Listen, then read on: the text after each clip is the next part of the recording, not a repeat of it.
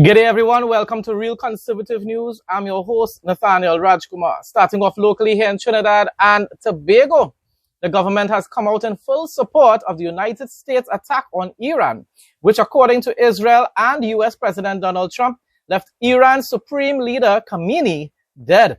In a statement issued after 8 p.m. last evening from the Ministry of Foreign and CARICOM Affairs, it said the Ministry of Foreign and CARICOM Affairs wishes to express its support the continued actions of the United States of America aimed at preventing oppressive regimes from acquiring nuclear weapons capabilities that would jeopardize international peace and security. This isn't just about trying to restore democracy in autocratic nations like Iran, people. Unlike a lot of other countries in the Middle East, Iran actually sponsors terrorist groups throughout that region, and they have declared boldly and publicly that they desire to destroy both Israel and America and a lot of their other whom they would consider their enemies. You cannot allow a regime like that to be able to have the authority to enrich uranium at any level, because at the end of the day, and Donald Trump is correct about that, they will say that, okay, they're going to only enrich the uranium at a certain percentage so that it cannot be used to develop weapons of mass destruction. And yet behind everyone's backs, they will find some little tunnel somewhere to actually accomplish their hidden agendas. As a matter of fact, their public agendas. It's not even hidden. The entire world knows what the Ayatollah, not the Iranian people, not the Persian people of Iran. The Ayatollah regime desires to conquer the entire world, and they want to destroy both America and Israel. My response, there's widespread spiritual blindness here in Trinidad and Tobago, and I will add also across the entire Caribbean region. The main reason is because a large portion of the population dislike colonialism and Western civilization principles and laws and values. And therefore, they believe every time the Americans are trying to intervene on behalf of citizens in a country that is actually crying out for help, they believe it's because America is trying to colonize. And it's not just that the Iranians have been asking for help for decades now. But it's also because, as I said before, the Ayatollah regime has been a threat to the entire security of the global population for a long time now, and it has become much worse in recent times. I am proud of Kamla Persad-Bissessar for making the right decision again by supporting the US and Israel's intervention in Iran. Don't go anywhere. More local, regional, and international news up next. Trinidad and Tobago has been the only CARICOM nation thus far to express support for the United States strike action in Iran. Now, that's according to, I believe it's the Express mainstream media here in Trinidad, some opinion letter. The article went on to say several countries in the region yesterday criticized Iran's actions on Gulf states. Venezuela condemned the US and Israeli strikes on Iran, while also criticizing Tehran's undue retaliatory attacks on US military bases across the Gulf region. Now, of course, Venezuela and the Caribbean are trying to sound diplomatic, and Venezuela didn't do too bad by, it's surprising that socialist regime actually condemned Tehran for doing anything, or the Ayatollah for doing anything at all. But the entire world is basically kind of shocked, and a lot of Iran, the Ayatollah's allies, friends in the Middle East are shocked that they have been striking places in those countries, even though the leaders of those nations basically forbid Trump from attacking Iran. But Trump made the right decision and said, you know what? Yes, I'm friends with you in Saudi Arabia, and I'm friends with you in even Qatar, but I'm going to do what is necessary to prevent the Ayatollah regime from developing nuclear weapons. But nevertheless, so Venezuela sounded okay. The Caribbean sounds okay. But you see, the thing about it is, they're not doing like me. They are not doing like Prime Minister Kamla Persad-Bissessar and saying that the United States of America and Israel are doing something that is necessary for the security of the entire global population, including Venezuela, including all the Caribbean islands here in our region. My response, nothing is wrong with standing alone for the right reason. And once again, I'm commending Prime Minister Kamla Persad-Bissessar for doing so. The Ayatollah is the world's #1 sponsor of terrorism and has boldly declared their goal to destroy both Israel and USA for decades. You can't allow terrorists to develop nuclear weapons, people. They were given an entire year to agree to ending their uranium enrichment program, but chose not to do so. Tens of thousands of protesters were fed up of living under oppression and were killed. And yet we must defend the Ayatollah's so-called sovereignty? No. Can CARICOM members explain to us why they are neutral, supposedly neutral, even though they publicly denounce any military action taken by the Trump administration? That's not being neutral. Neutral is staying out of it completely. That's what being neutral is all about. But by the end of the day, they will still say, well, you know, they condemned the Iranians for what they did as well. But you're only condemning them for attacking their allies, their friends in the Middle East. Have you said anything about what they are doing to their own people in Iran for years, and especially for the past few weeks? I haven't heard any Caribbean leader speak out against what the Ayatollah has been doing to their own Iranian people recently.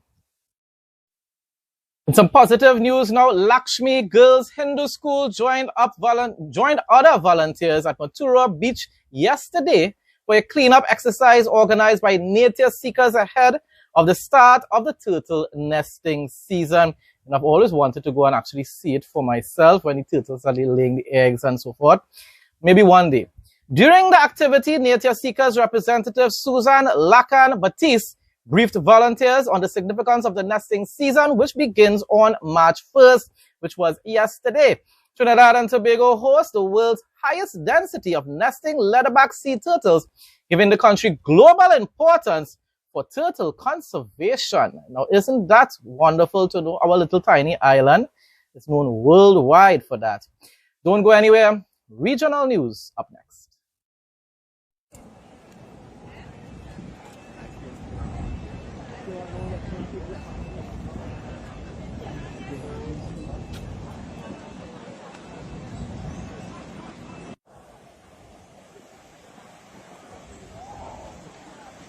All right, everyone, so I'm about to place into before we head on to the beach. So we are going up to the research area and then everything. I think we'll see something. So we are taking the glass.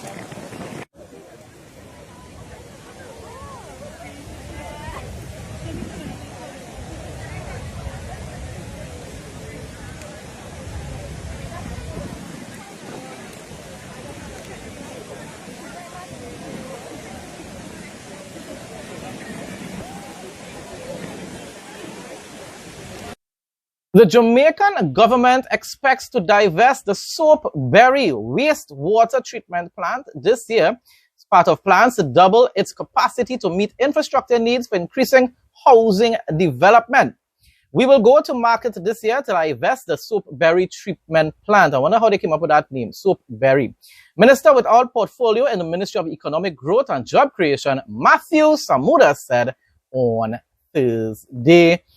All part of the process taking place in Jamaica to recover after 2 different hurricanes. That's the thing about it. I believe year before was Beryl, and then last year, of course, was the big one, the really big one. Beryl, they thought Beryl was bad, but Melissa came and showed who really was more powerful.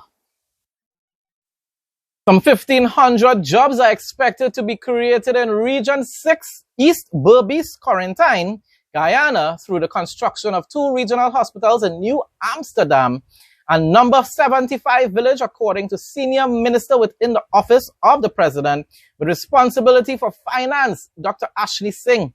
Dr. Singh made the disclosure during a recent broadcast interview, during which he outlined the expansion of services in the region and the new opportunities being opened for hundreds of Guyanese citizens. The 2 new hospitals, along with a new nursing school in New Amsterdam, are expected to significantly strengthen the region's healthcare capacity while creating employment across a wide range of professions. That's the thing about it.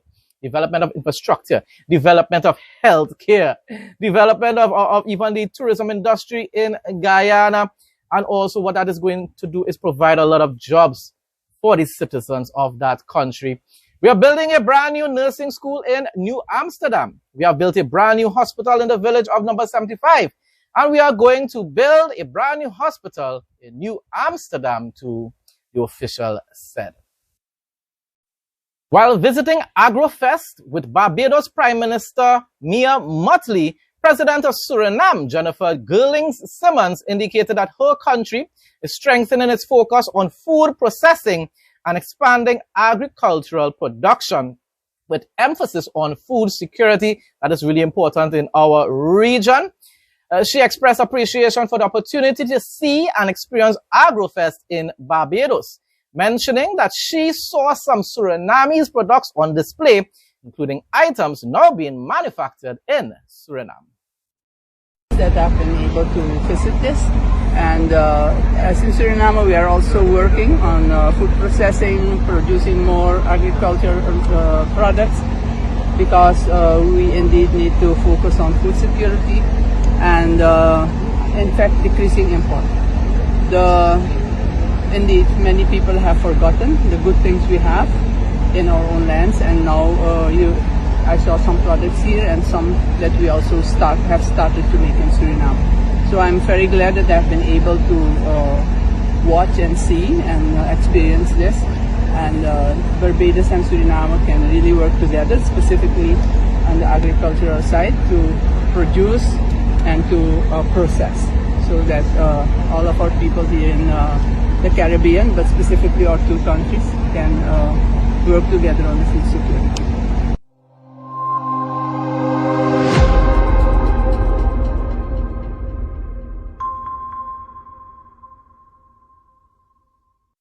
The government of Bahamas is urging Bahamian nationals to exercise extreme caution when traveling to or residing in parts of the Middle East amid escalating regional tensions that could disrupt flights, airspace access, and local security conditions.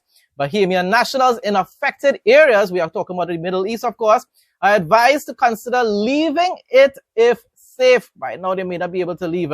Monitor official updates and prepare for possible travel disruptions. For emergency assistance, they are asked to contact the Embassy of Bahamas in Abu Dhabi. International news now. United States President Donald Trump says U.S. forces have destroyed and sunk 9 Iranian naval vessels, including several described as large and strategically significant in the latest escalation of tensions in the Middle East. In a social media post, President Trump said the campaign would continue until all remaining Iranian ships are neutralized, and soon they will be floating, the ships will be floating at the bottom of the sea. Well, I guess he meant sinking at the bottom of the sea. But anyhow, that is good news, because at the end of the day, that is what the Iranians are using a lot of those ships to be able to attack even their neighboring countries. People that were standing up with them, you know.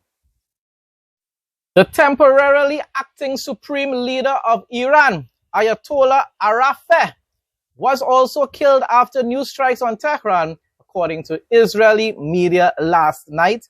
He was appointed yesterday morning to replace Khamenei, who was also killed yesterday in strikes by the U.S. and Israel. I wonder who will take up the position next. Now, for the interesting facts segment, a groundbreaking study from the University of Southern California has revealed that fasting for 72 hours can trigger a complete regeneration of the immune system. That's a long time to go without eating. This reboot, but it is good though. One of these good days I should try it.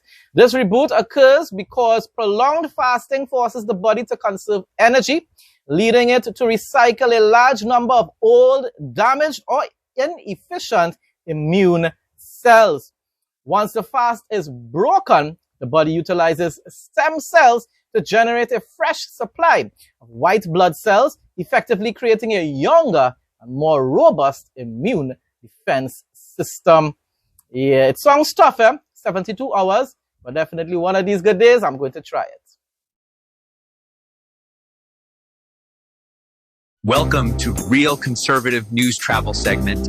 Nanjing, the capital of 6 dynasties located along the Yangtze River, is a sophisticated blend of ancient imperial history, profound cultural heritage, and modern urban life. Known for its scenic Purple Mountain, well-preserved 600-year-old city walls, and deep academic roots, it offers a calmer, more relaxed alternative to Shanghai while still being a bustling major city.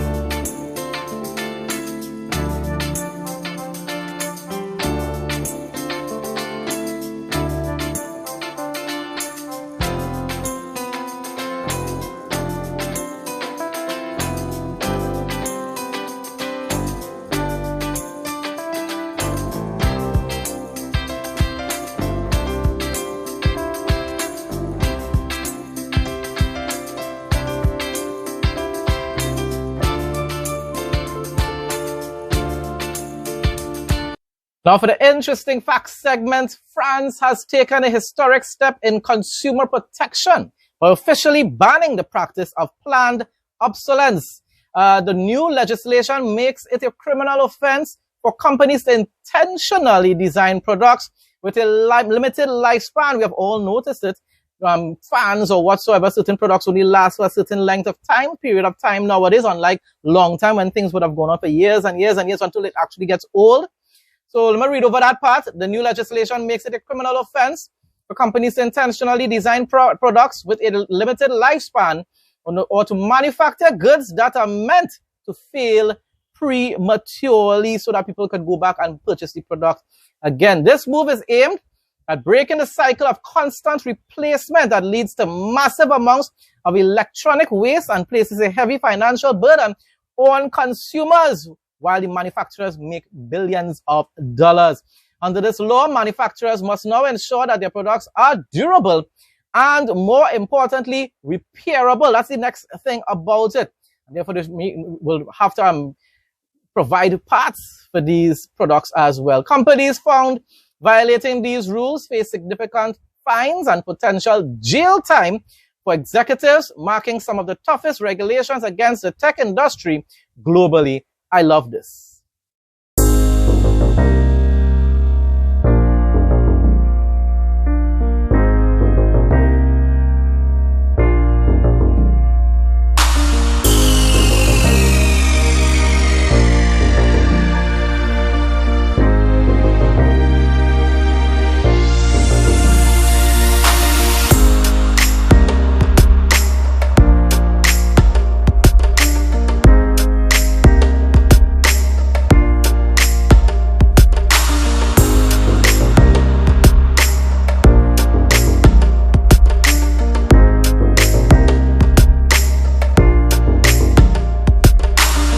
Folks, that brings us to the end of today's news report. Thanks again to everyone who continues to support my content.